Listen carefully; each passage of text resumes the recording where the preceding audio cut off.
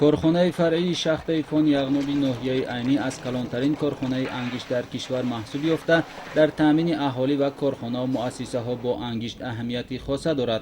ذخیره انگشت در این کن 29 میلیون تن ارزیابی کرده می شود.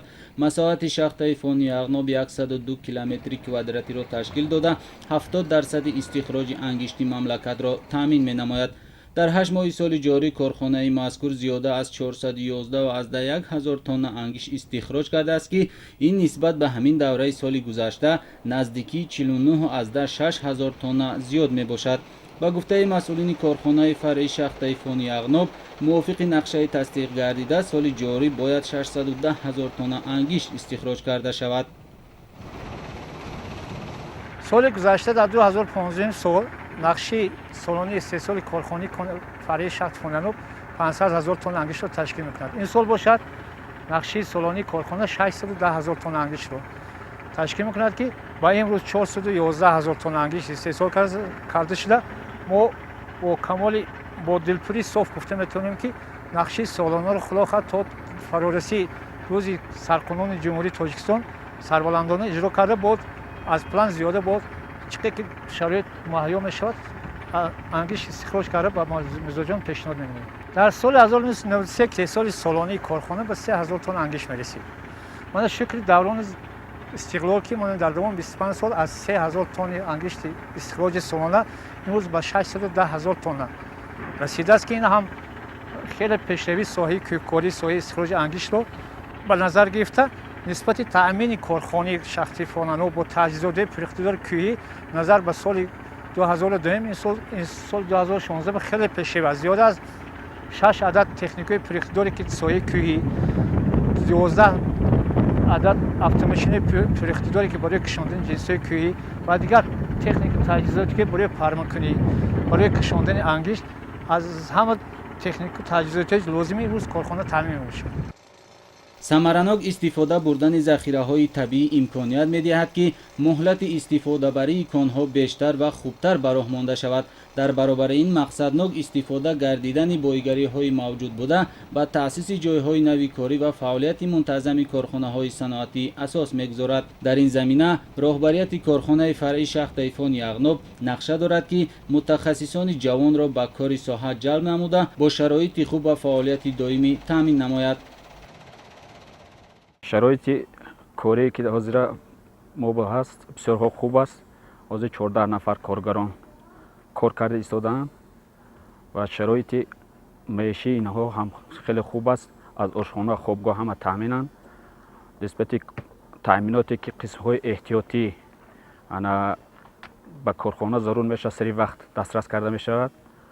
معاش‌های کارگران هم حاضر وقت بسیار خوب است. انا نسبت به کار و فعالیتی که کارگران دارند همشان گویا قناعتمندند. مشکلاتی نداریم و کوشش میکنیم که با همین کمر اعلی صفت مشتریان را تامین نماییم و از آن جمله کارخانه‌های صنعتی که به ما سفارش میشه همون اجرا کرده تمام.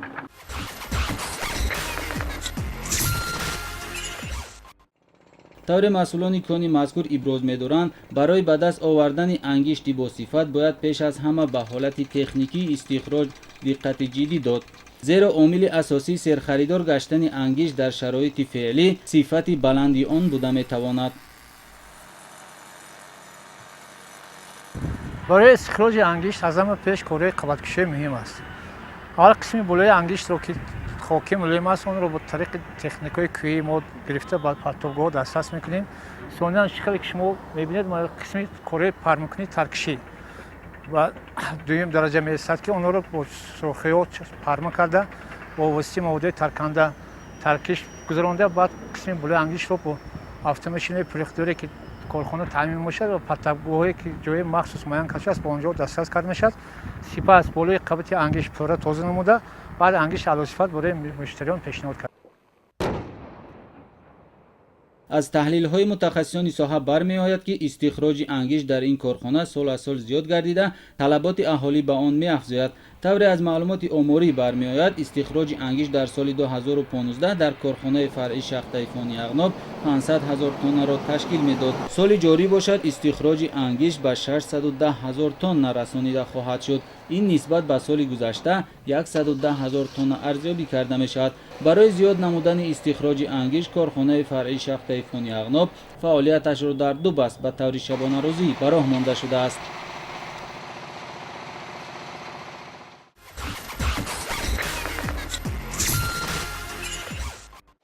سالهای آخر با نظرداشت افزایش طلبات اهالی و تشکیلات و کارخانه‌ها با انگشت استحصال وطنی توجه حکومت جمهوری تاجیکستان نیز به استخراج آن بیشتر شده است. دستگیری‌های پیوسته حکومت و مبلغ‌گذاری دائمی بود که تمام سالهای آخر استخراج انگشت به مراتب افزایش یافته است. امور نشان می‌دهد که استخراج انگشت در 8 ماه سال روان به 900,000 تن رسانیده شده است که این نسبت به همین دوره سال گذشته 254,000 تن زیاد میباشد.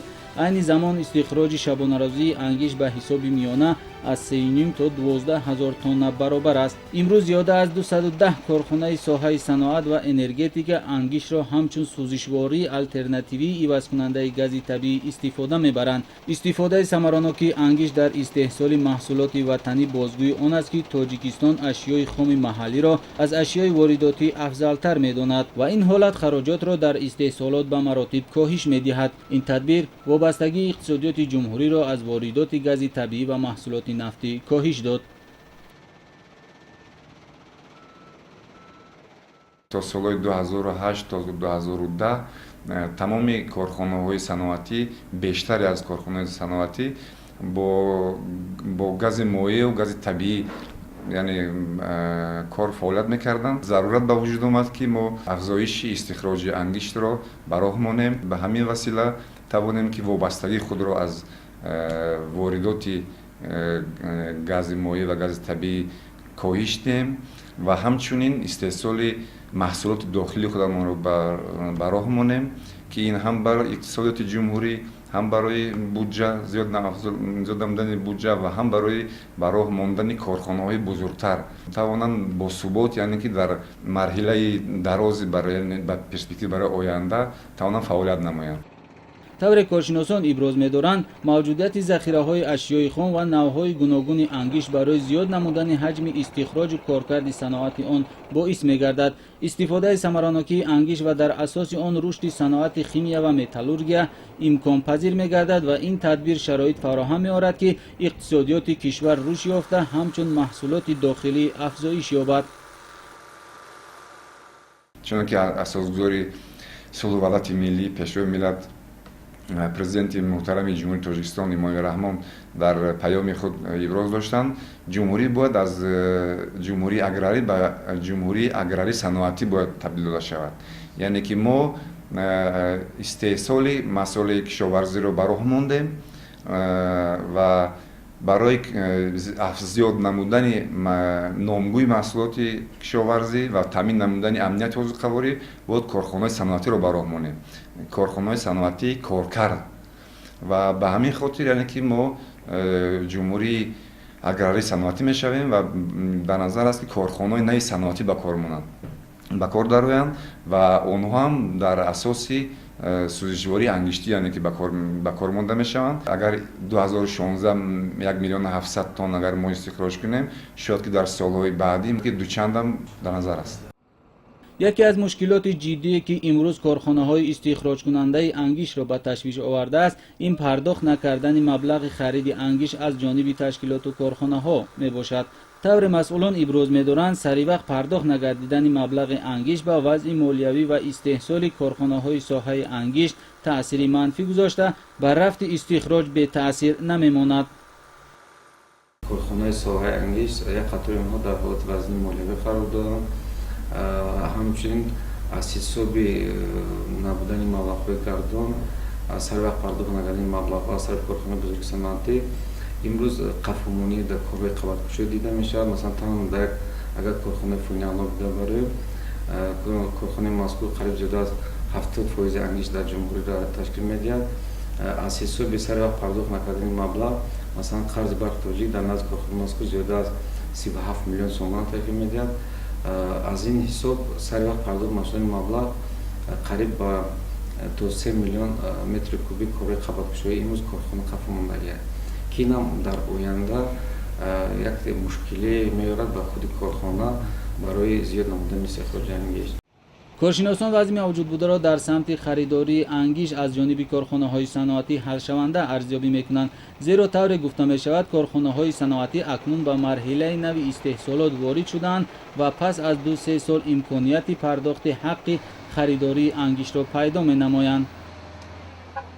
мушкилотҳои начандон назар аст ки феълан ин соҳа пешору шудааст, яъне ин аз сабаби оне ки истеҳсолот хеле зиёд шудааст ва истихроҷам сол ба сол меафзояд.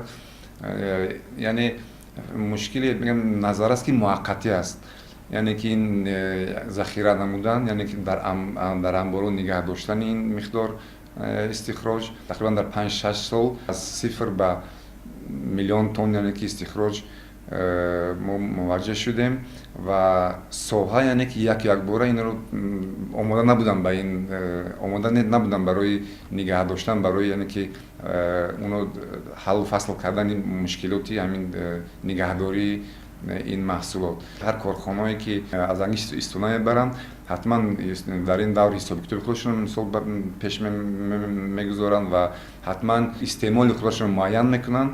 аз тарафи корхонаҳо метавонанд яъне ки 1 сол 2 сол пеш яъне ки сифориш диҳанд ба корхонаҳои истихроҷи ангишт ва корхонаҳо ин яъне ки истихроҷро ба танзим медоранд ва ин ҳам яъне ки ин мушкилот яъне аз байн хоҳад рафт. با نظرداشت بقیه سال گذشته در 8 ماه سال جاری از جانب مؤسسه‌های بودجه‌ای به مقدار 39200 تن انگیش ذخیره نمودند که 75.8% طلبات آنها را تشکیل می‌دهد. ذخیره انگیش با نظرداشت بقیه سال سپری گردیده در انبار کارخانه‌های ساحه در 8 ماه سال 2016 هم 254000 تن را تشکیل می‌دهد. فروش انگیش در این دوره به 850000 تن برابر گردیده است. با نظر داشتیم که нархи маҳсулоти нафтӣ дар бозори ҷаҳонӣ боло гардидагӣ буд ва ҷиҳати таъмин намудани корхонаҳо ин корхонаҳо фаъолияташонро ба ангиш гузаронданд ки имрӯз шумораи ин корхонаҳо зиёда аз 210 корхонаи санъатӣ мебошанд ва талаботи онҳо дар соли ҷорӣ қариб 3 миллион тонна фақат танҳо корхонаҳои санъати нақдӣ ташкил медиҳад. аз тарафи муассисаҳои буҷаино ҳамасола ангиш харидорӣ карда мешавад. ин пеш аз ҳама маҳсулоти мактабӣ, соҳаҳои тандурустӣ ва сохтори қудратӣ. мувофиқ маълумоти сохторҳои мазкур талаботи онҳо дар соли 2016 ба ангиш зиёда аз 51747 тонна ташкил дод.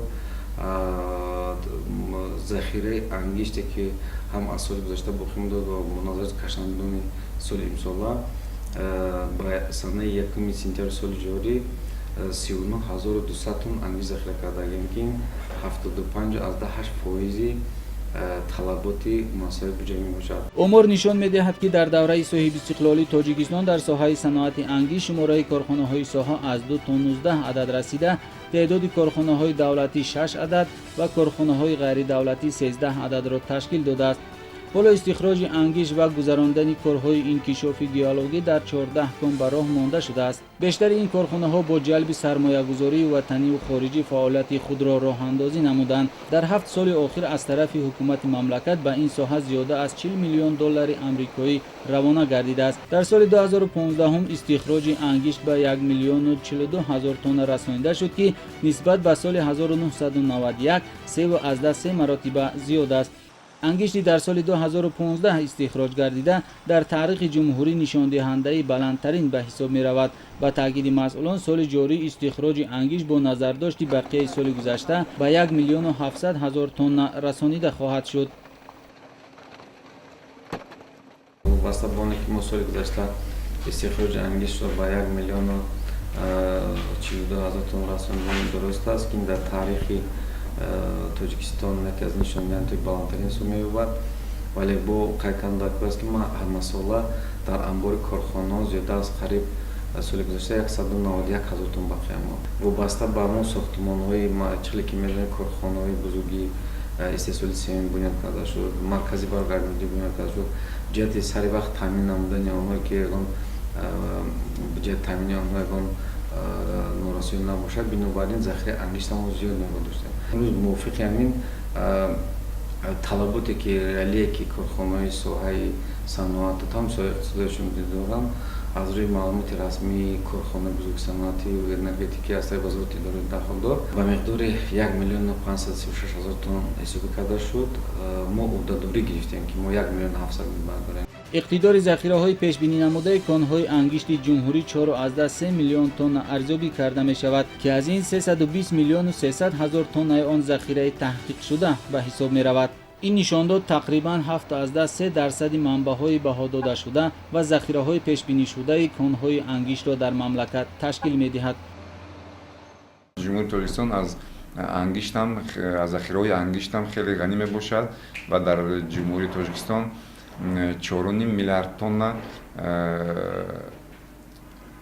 انگشت ذخیره یعنی که موجود است و تقریبا در 14 کانی که در جمهوری فعلا فعالیت میکند. این همه ما رو وادار میکند که ما یعنی که استخراج انگشت رو براه مونیم. کارخانه‌های ساحه صنعت انگشت نوابسته از مشکلات مالیوی و تکنیکی جهت تامین اهالی و تشکیلات و مؤسسه‌ها با انگشت امکانیت‌های موجود بوده را پرثمر استفاده می‌برند تا که ساحه اقتصادیات و اجتماعیات جمهوری برای فعالیت منتظم و ثمره بخش در دوره تیر ماه و زمستان سال‌های 2016 تا 2017 با انگشت تامین باشند.